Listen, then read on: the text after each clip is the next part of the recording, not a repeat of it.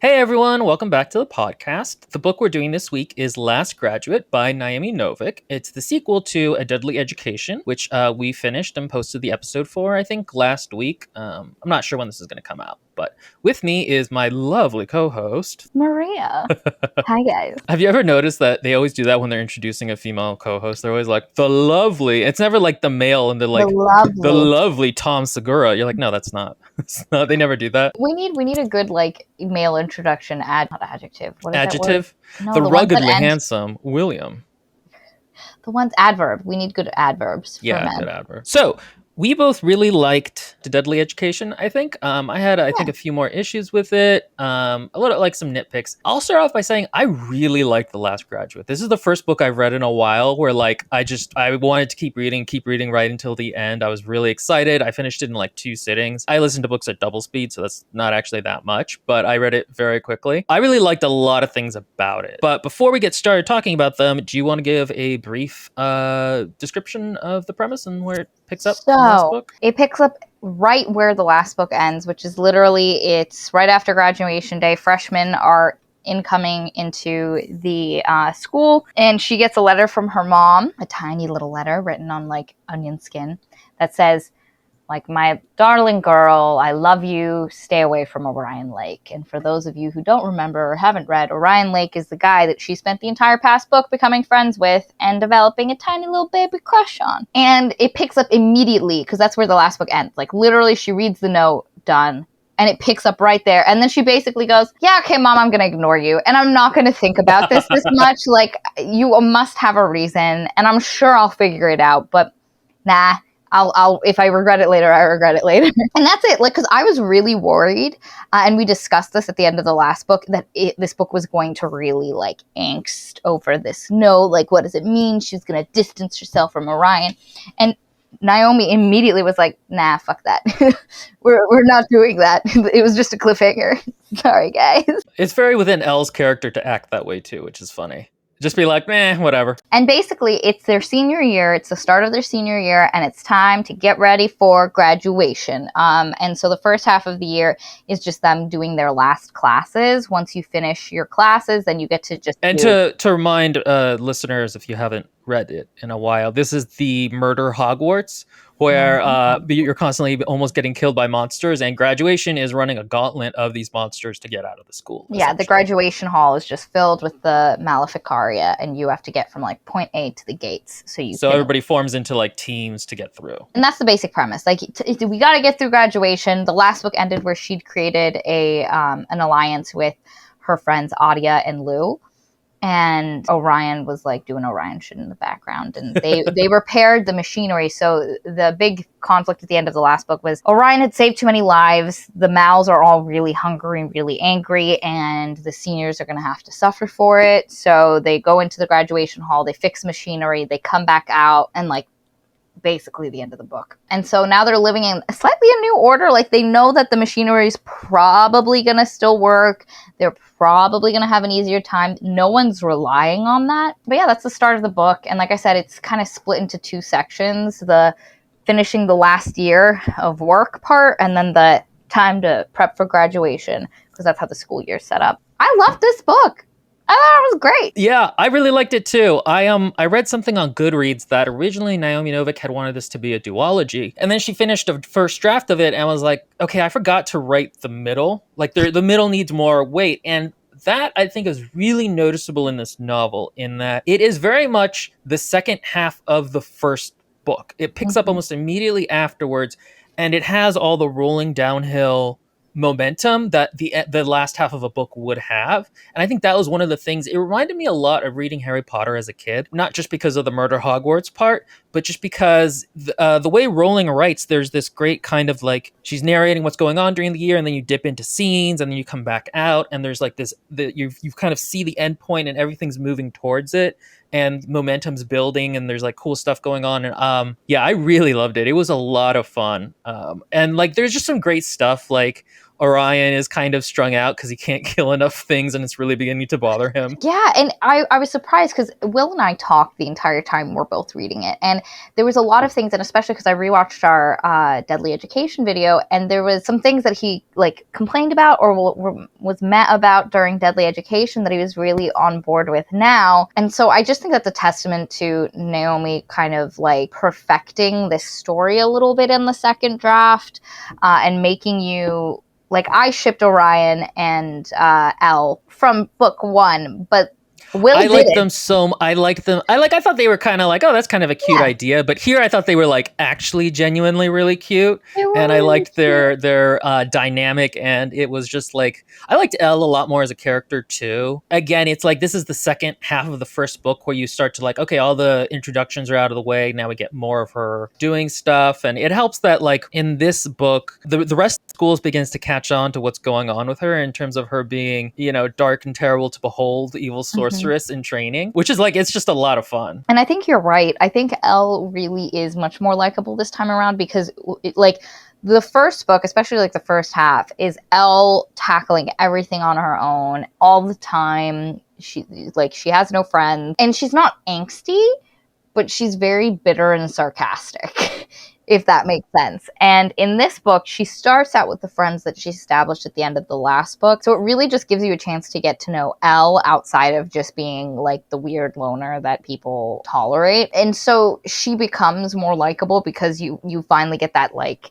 bitter layer stripped away. And this book puts her in a lot of situations that I adored. The first book was pretty much Orion just saving people, saving Elle. And this book is Elle saving a ton of people. She literally gets put in a class with like 8 freshmen. And it's a class in the middle of nowhere, and they keep getting attacked by mals. In the realm of this school, nobody would have blamed her if she just let the freshmen die and save herself. But she ain't built like that. Yeah, she ain't. Like, she was raised by hippie commune mom, and so she can't bring herself to do the thing. And she's presented with choices like that over and over again. And we spoke about last time the buildup of her issues with the enclaves and this system where some kids are just going to be mal fodder so that the enclave kids can get out. And we get, in a way I wasn't really expecting, the outcome of that, which is Elle deciding she's going to save everyone. Like, she's going to save the entire senior class. And that just isn't something, that wasn't a direction. We made a note last time that this book, that Deadly Education constantly surprised you with where the story was going. Even Katie, who, as you know, if you watched that video, was not very positive about that book, said that it, like, she never was able to, like, predict what was about to happen. And I found that very true for this book as well, where at the start of it, I did not think the end would be at all what I thought. What it ended up being. I thought Novik was going to go real, like, she bonds with her friends, she builds a few more connections, and then her and her friends have to battle their way through the horde of Maleficaria and then graduate, and then the next book was going to be about what she does on the other side. No, and this book throws a lot of curveballs at you. And they're really smart ones, too, in terms of like how they change the situation and what the characters have to do and what Elle thinks about. It's really a lot of fun. It's interesting, too, because Novik is really not afraid to just throw bombs at the status quo, which is interesting because it's not something that like Harry Potter would do. And it's like, okay, this is her duology though. Like, she doesn't need to come back to this for 5 more books, but you still sort of expect an author to keep the status quo of the universe going. And I thought that was so much fun. Because we both adored it. Orion and Elle's, like, the progression of their relationship is so fucking cute. So the first book was all about, like, you can't actually, like, date or have sex. Like, why this world's so brutal. You ain't got time for no romance. Is that you chopping up foes? Yes, that's exactly. Mal's coming at me and I'm chopping them up. You don't got time. Because if you're having sex, who's watching your back? Not the other person. Well, if you get pregnant, that's super bad. Super bad, which is what happened to her mother. Her mother got pregnant inside right before graduation, and her dad ended up sacrificing himself to a mallmouth to get her. Which means he's still alive and suffering inside the mom. Eternally. Which I thought something was going to happen with, like, Elle goes in and, like, gets him out or something like that, but they never, like, really did that. I think they might be, because I think I think the mall mouse is going to come back. What was it? Fortitude and patience. Patience and fortitude. The mesh of them. I think that's going to come back. I think that's going to be something that appears in the third book, and so I think she is going to have to like come to terms with that. But yeah, her and Orion just have this really cute. Like the entire time, she's like, "Nope, I'm not going to do anything. I'm not going to do anything that would be really dumb." And then he like, sweet little baby Labrador with a rocket launcher that he is like, Elle, and then she just jumps him. Like, and it surprised me as I was reading because I did not think that's where the scene was going. I thought he was going to go in for a kiss and she was going to be like, Orion, you idiot. Ha! And she jumped him, like just boom, on him, and then like goes to touch his pants and he's like, no, we can't, Elle. And she's mortified. And it was just such a great role reversal. Well, it goes back to what you were saying, yeah, in terms of her being the tsundere. Yeah. Whatever the nerd term is, but like that's very much a thing she would do. And I think it adds a lot of like, it's what you were saying is that there weren't a lot of opportunities for her in the first half of the first book to really be vulnerable or show characters that connect. And in this book, there are all these things that make her kind of more endearing. Mm-hmm. And it's something I'm specifically aware of after we read that horrid kaiju book, Iron Widow. And that character, who is kind of a lot like Elle in terms of being bitter and thinking in their head a lot and like constantly being against the world. Elle is such a more likable version of that character. She has weaknesses. She kind of also like the author kind of understands that you shouldn't take her 100% seriously. Like that's the other thing you kind of realize over time is that like, oh, don't take her 100%. The author is kind of in on the joke of her being a little overly ornery at times. But yeah, her and Orion were really great in those scenes because it's also just not an aspect of her that you really expect. Like the book as a whole is just very unsexualized. So like for that to suddenly happen with the two of them is really cute. Yeah, and they just have a bunch of little moments. I think one of my favorites was Orion shows up at her door to take her out on a date, which is, and I quote, a hodgepodge picnic that he got from the cafeteria line. And then he decides to take her to the gym, which now looks like the Japanese countryside because Elle hulked earlier in the book. And she's like, we're going on a fucking, like, what are you doing? And then they get to the picnic and immediately people try to kill them. That was hilarious. Yeah. That was another thing about the book is that there's a lot more interplay between the different factions of humans in a school. That was great. Yeah, I really liked that. Because what happened is early in the book, it's revealed that Beijing Enclave, which is like the Bangkok Enclave outside has been destroyed and nobody knows why. And so all the students inside think it might be the New York Enclave that did it.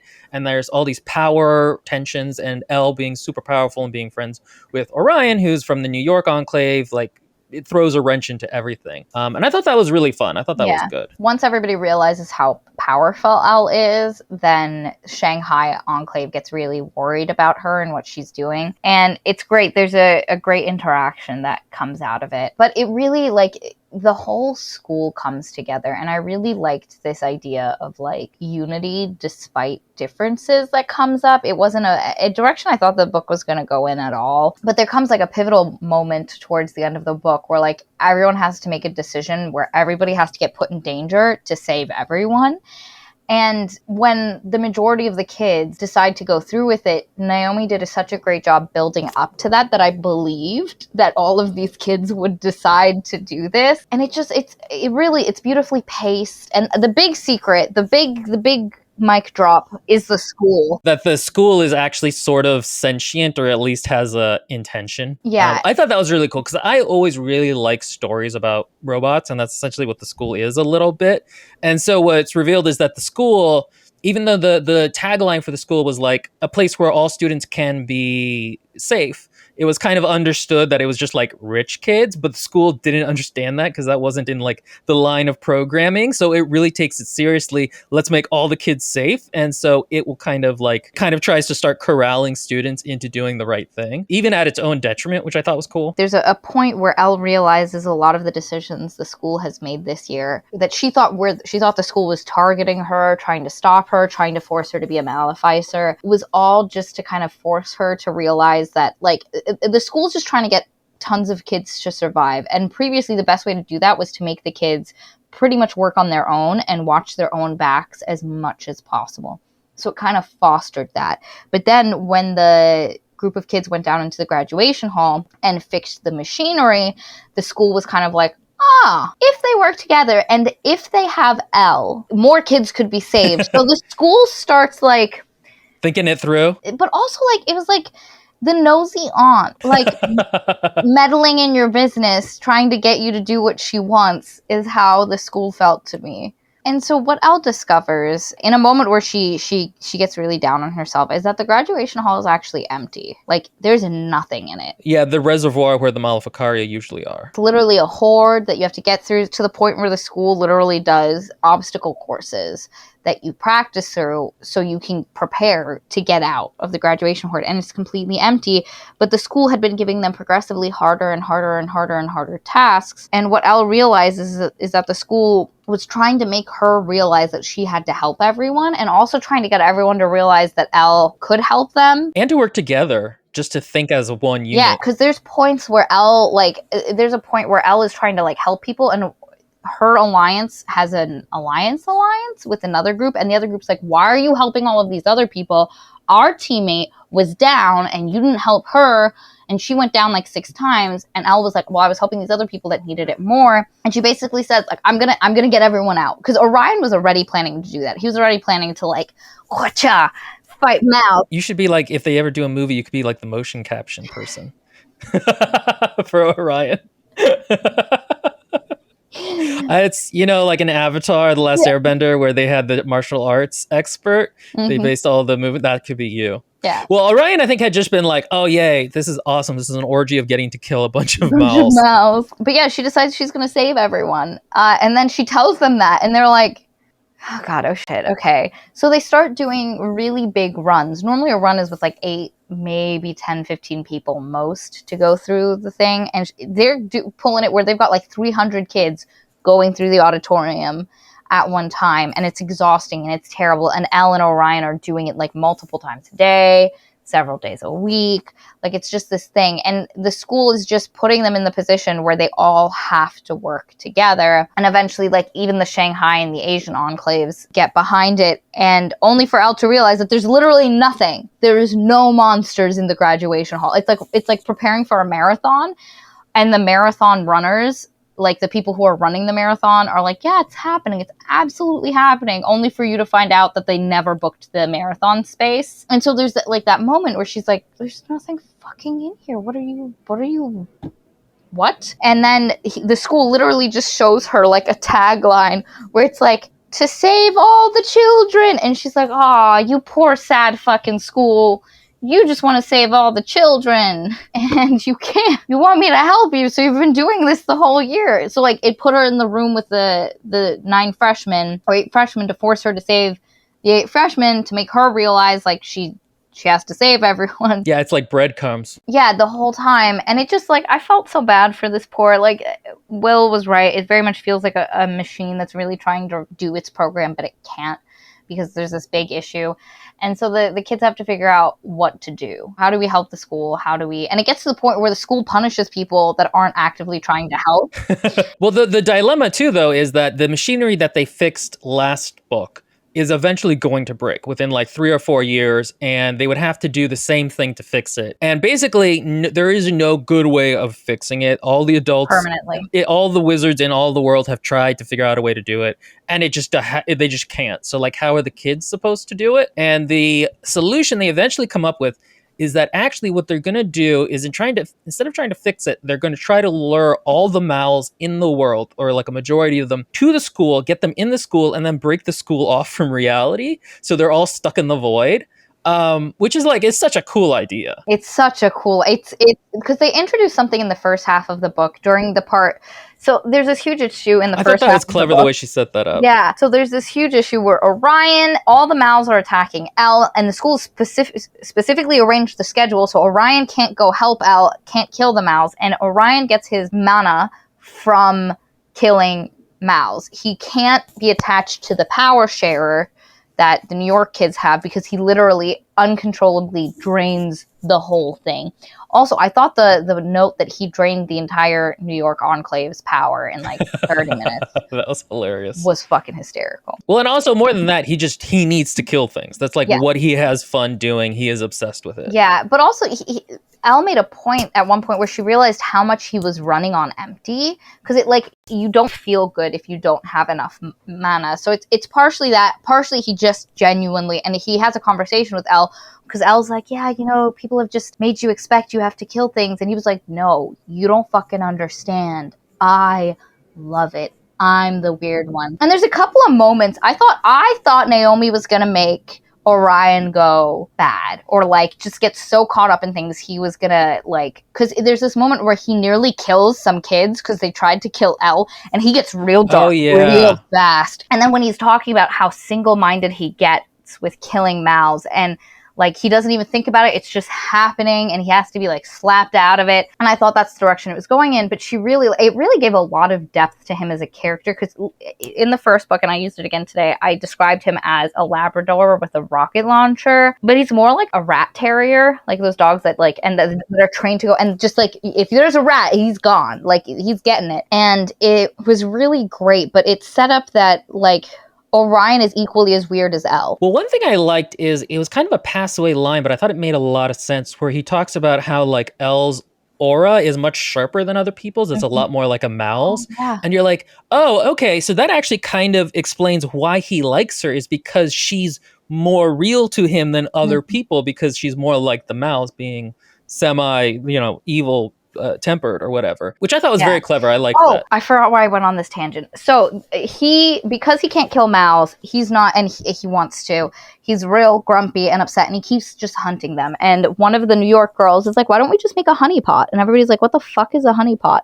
And it's this thing where if you need to do construction and you need to make sure there's no Maleficaria while you're doing construction, you pick a different location, and you make this spell area that draws Mals in from all over, and it traps them there. And they try do it using the something spider lute that Audia made, that Lou plays. And they try to do it initially in the first half of the book so that Orion can kill a bunch of Mals and get his fix. And it doesn't work. Like they end up only calling babies because, unbeknownst to them, there literally is not anything bigger. Like, the school's mainly empty. The few things that there have been attacking Elle, and then she's been killing them. And what they do at the end, what like Will said, is they're going to make the school a giant flippin' honey pot, get all the Mals in, and they explain it that in the school you have a 1 in 7 chance of surviving. I think that's the chance. And it's much better than if you're on the outside, even in an enclave. Or a 1 in 4. You have a 1 in 4 chance of surviving in the school. Right, because Mals are drawn to young wizards. Like, yeah, because you're easy.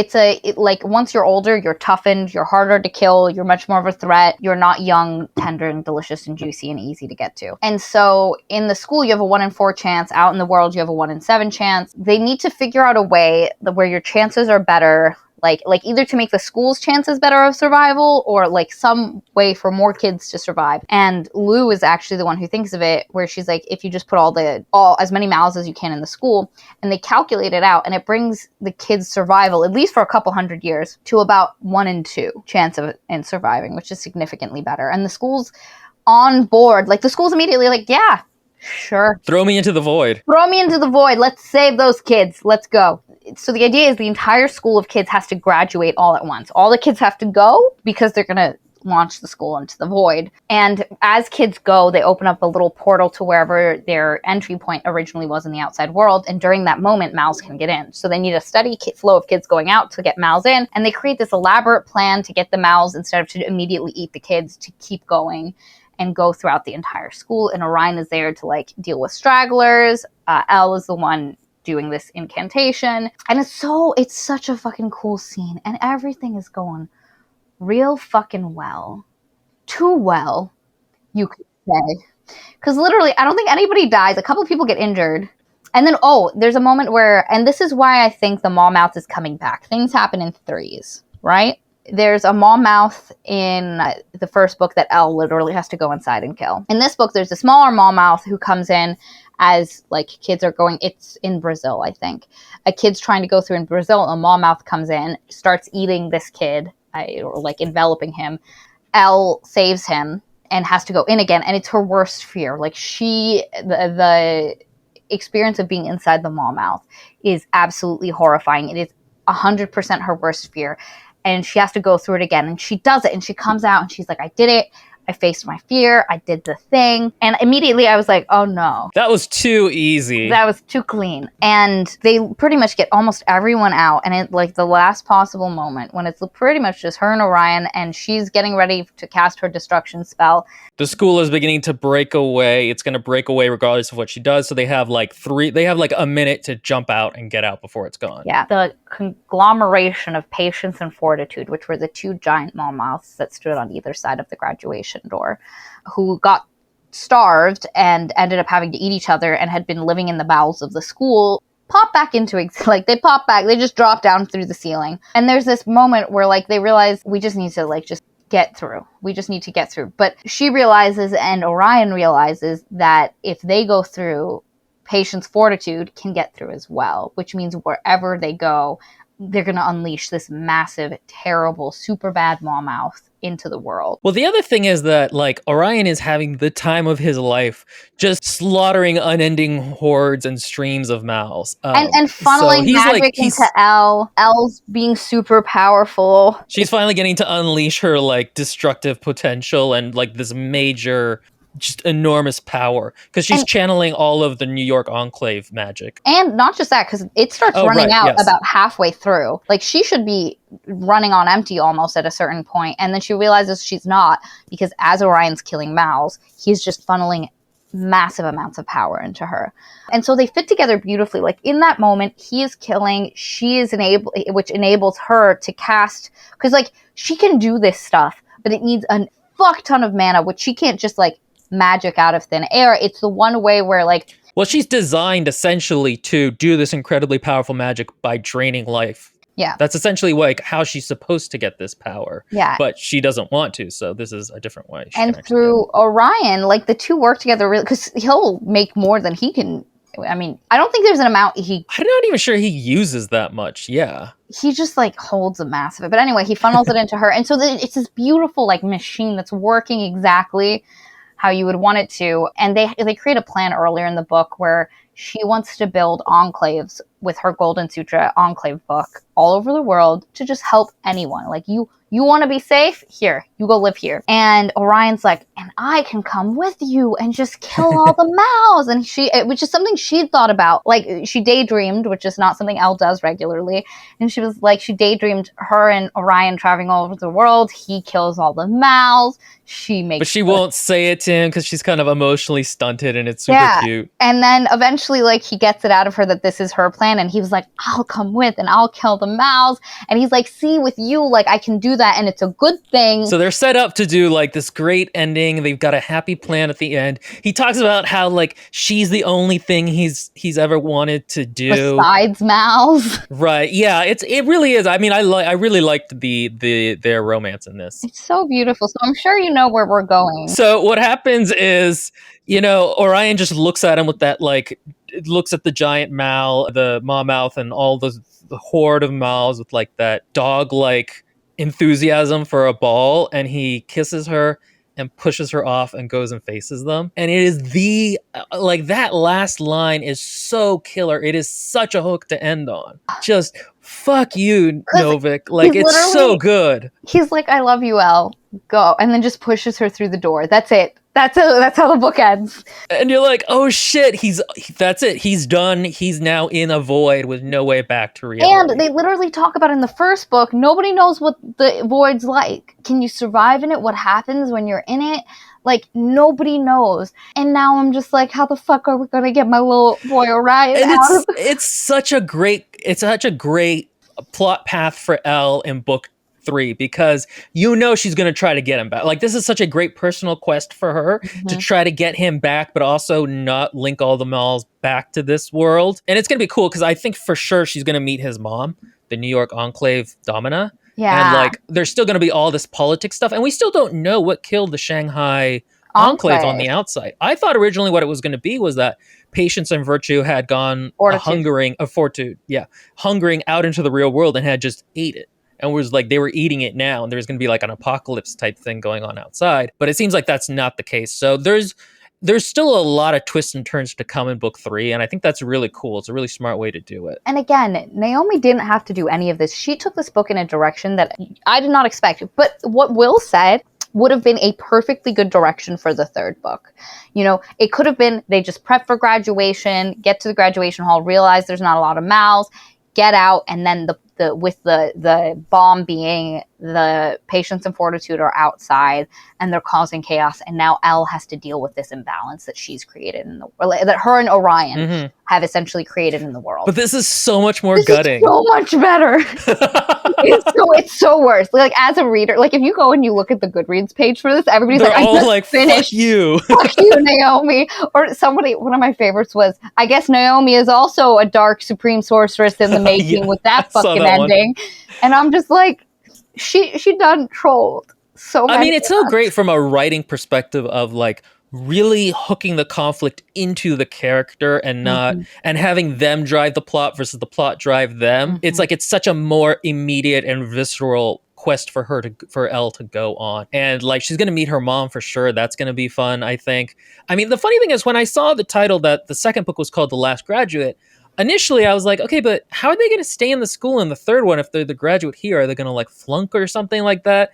And Novik was like, nah, I'm blowing up the status quo. And again, it's so interesting because that's her thing. It's her world, but you don't expect authors to just blow up the status quo of their worlds. She literally, it would be like if Rowling had destroyed Hogwarts at the end of the last book. Yeah. No, not even the last book, at like book 3 or like book 4 or 5. You're like, where does this go? Instead of just the shitty Half-Blood Prince and 3 Wands books.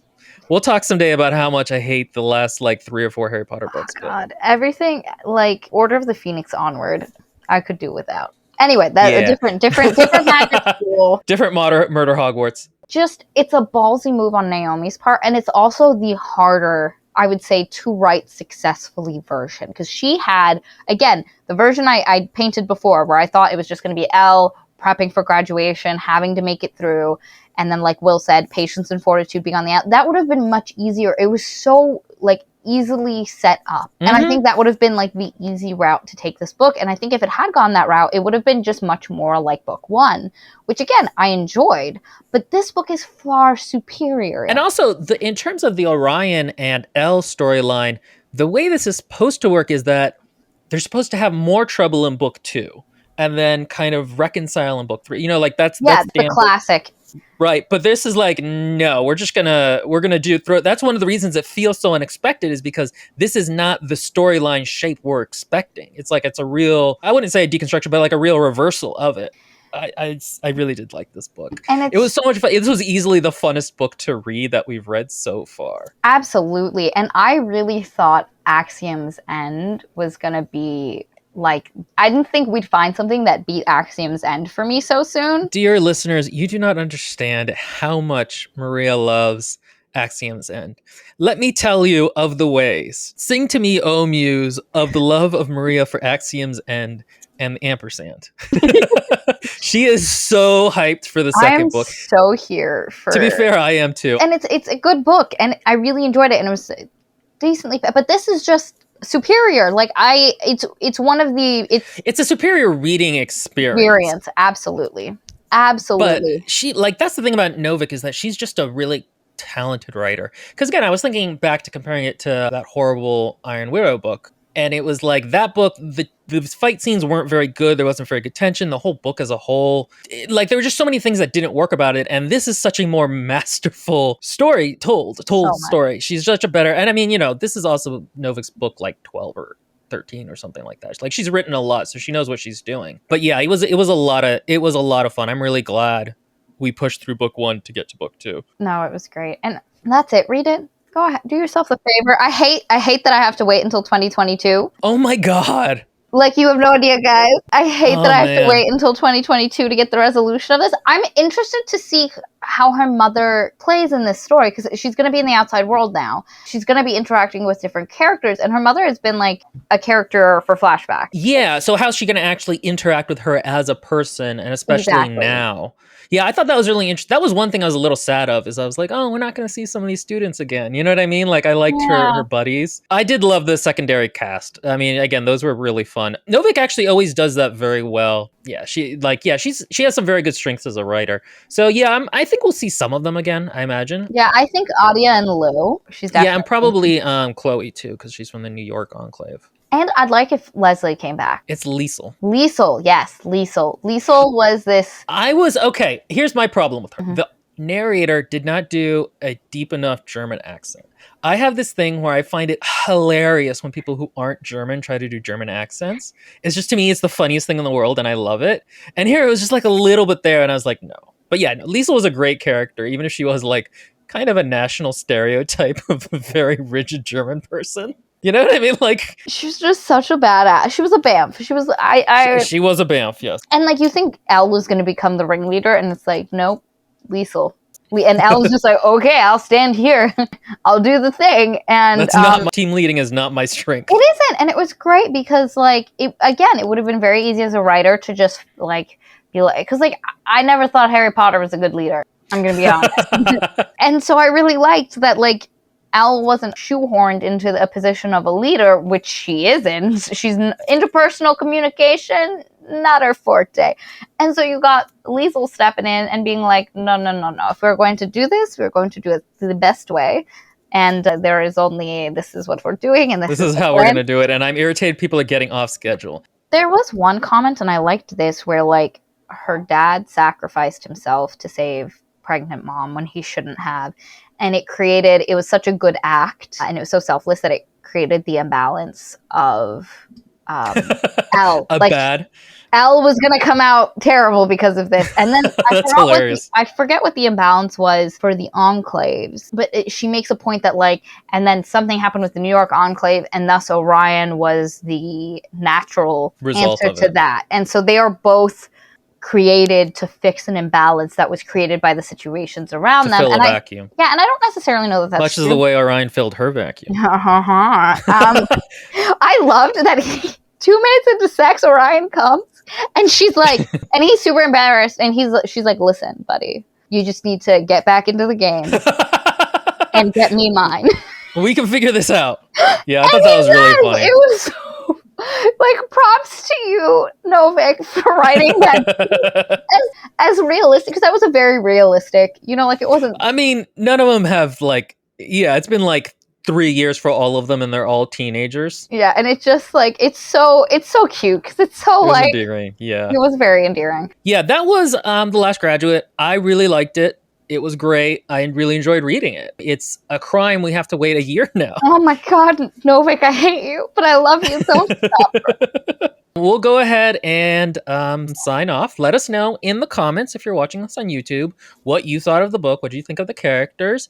And if you're listening to this on one of the many podcast apps that we are on, except not Apple Podcasts because it's being a pain in the ass, comment, like, and subscribe. Yeah. And rate us. It helps the program a lot. Until next time, dear listeners. Bye.